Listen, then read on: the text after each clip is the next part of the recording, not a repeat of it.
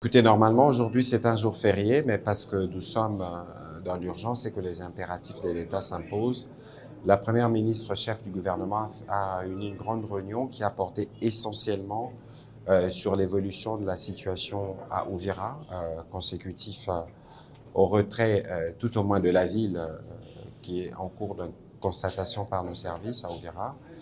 La question ici, c'était d'abord l'urgence évidemment de la population, comment on s'assure de son retour. On a pu non pas seulement parler de ces questions des populations, donc la situation humanitaire, mais on a aussi fait le tour de la question sécuritaire parce que il suffit pas de dire qu'il se retire, mais il suffit de s'assurer que les services de l'État sont pleinement réinstallés et cette réinstallation ne peut se faire que de manière progressive parce que nous savons que la ville est restée infiltrée, nous connaissons le plan, avec ces discours stigmatisants envers la communauté Banyamulenge. Et donc nous avons eu l'occasion avec les différentes parties prenantes, notamment ceux de la DGM, parce qu'il y a plus de 260 000 compatriotes qui sont par exemple au Burundi, qui doivent retourner. Il faut s'assurer que le service aux frontières sont rapidement rétablis.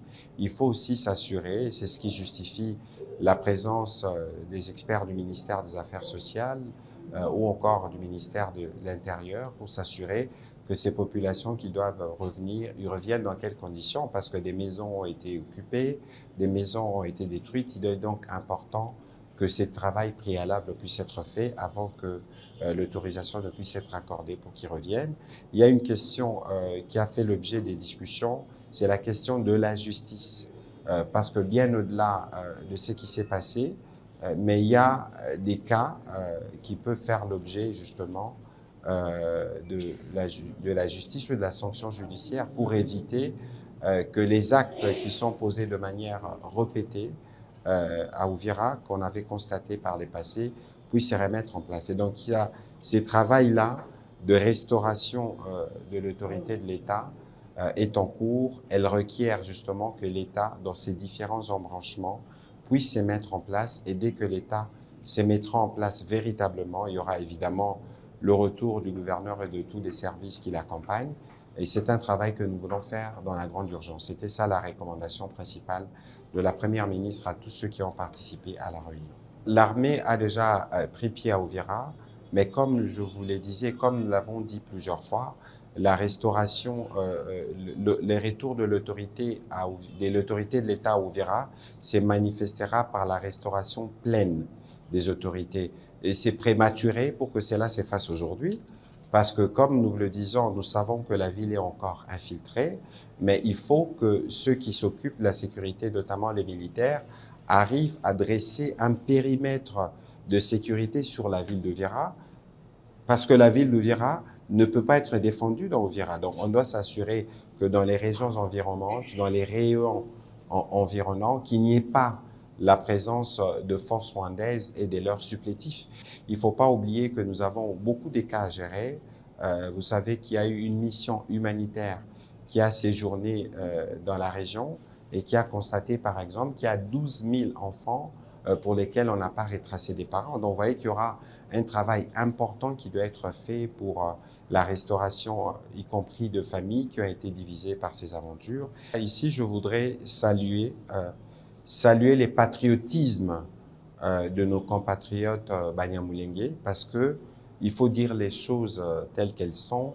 Le Rwanda et son supplétif du M23 ont démontré qu'il y a une volonté permanente d'instrumentalisation de cette communauté. Heureusement que les communautés Banyamulenge, qui ont toujours vécu à la fois au Uvira, à Bukavu, à Goma, à Kinshasa et partout, n'ont nulle part où aller et ils ont dit à haute et intelligible voix non à cette instrumentalisation du Rwanda et de son supplétif.